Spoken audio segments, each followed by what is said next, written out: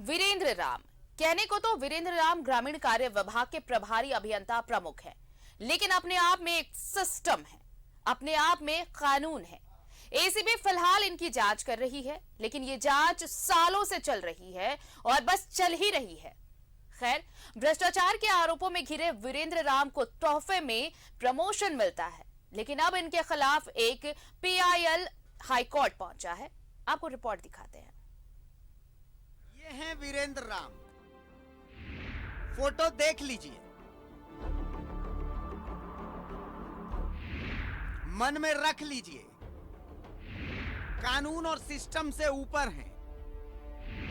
बहुत दिन से खेला करते आ रहे, लेकिन अब तक आराम से हैं। भ्रष्टाचार के आरोप के बावजूद मस्त हैं वीरेंद्र राम। लेकिन अब ऐसा नहीं होगा। इनके खिलाफ एक पीआईएल झारखंड हाई कोर्ट पहुंची है।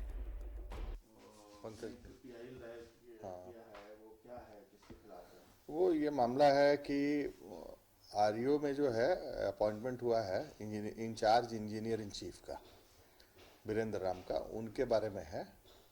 प्रार्थी का कहना है कि इनके खिलाफ जो है इनके नियर एंड डियर के पोजीशन से 2 करोड़ 35 लाख जमशेदपुर से बरामद हुआ था। वो मामला अभी भी एसीबी में है और इन्वेस्टिगेशन पेंडिंग है। उसी के इसमें है कि भाई यदि मान लीजिए ये इनके खिलाफ एलिगेशन है और झारखंड में कई पुल मतलब दर्जनों, जिसका कॉस्ट जो है पुलों का कम से कम हम समझते हैं 3 करोड़ 4 करोड़ 8 करोड़ 10 करोड़ रहा है, वो टूट गया, वो गिर गया और गिरने के बाद उस पर खास कोई कार्रवाई नहीं होती है। इसका प्रिंसिपल अकाउंटेंट जनरल के यहाँ से एक ऑडिट रिपोर्ट आया। ऑडिट रिपोर्ट में क्लियर आया कि कैसे इस पुलों का कोलैप्स होना और किसी के खिलाफ कॉन्क्रीट कार्रवाई नहीं होना, ये शो करता है कि इस तरह के इंजीनियर्स जो है हमारे यहाँ झारखंड में अवेलेबल है और वे कुछ भी करें, कितना भी लूटे, इस पे कार्रवाई नहीं होती है, ये गारंटी है। वीरेंद्र राम ग्रामीण कार्य विभाग के प्रभारी अभियंता प्रमुख हैं, जबकि वीरेंद्र राम पर एसीबी में मामला चल रहा है।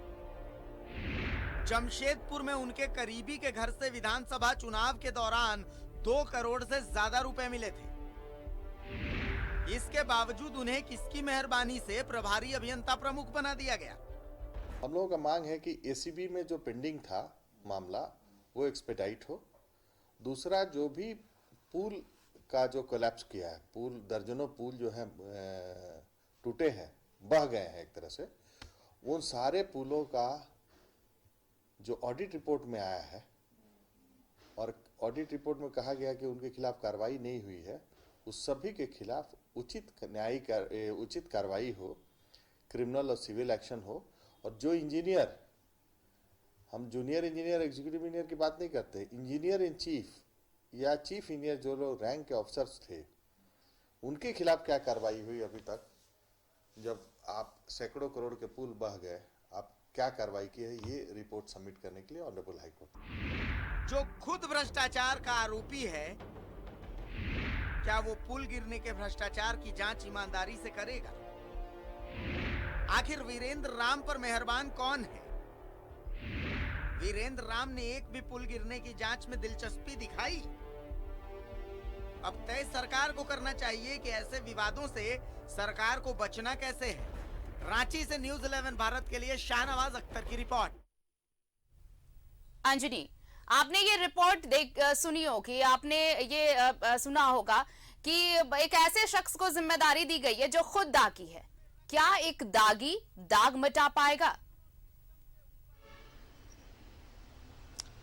देखिए, ये झारखंड का बहुत बड़ा दुर्भाग्य है आर्थिक कि राज्य में ऐसे हम लोग कई बार खबरें चलाई हैं और ऐसे जो दागी अधिकारी रहे हैं, जो कर्मचारी रहे हैं या दागी पदाधिकारी रहे हैं, दागी अभियंता रहे हैं, तो वैसे लोगों को जो है कहीं ना कहीं महिमा मंडन किया जाता है और उन्हें प्रमोशन का लाभ देने की बात कही जाती है।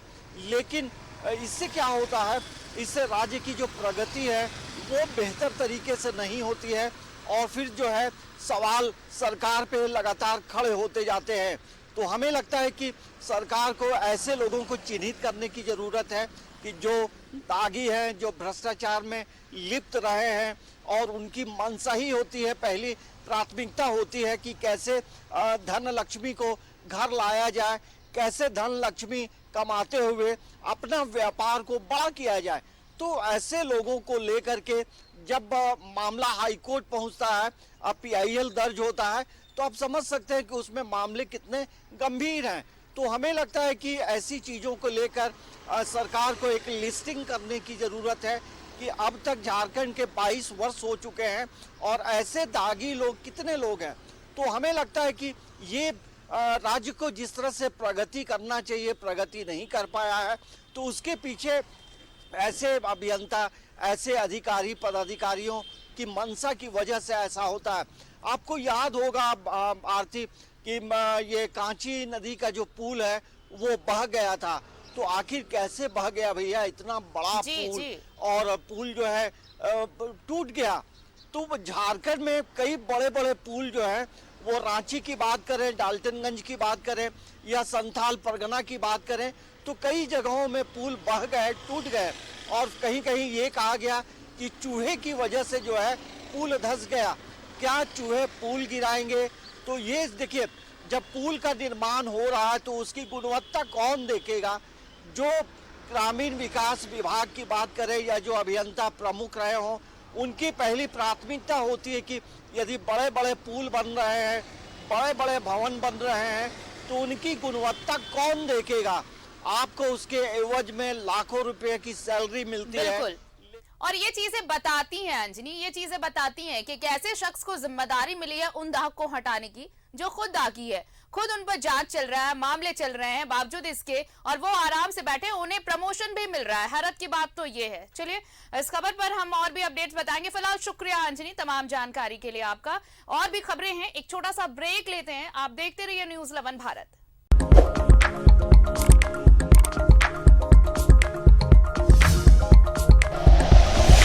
Like and share videos, subscribe करें हमारा चैनल और प्रेस करें बेल आइकॉन। न्यूज़ 11 भारत, सच है तो दिखेगा।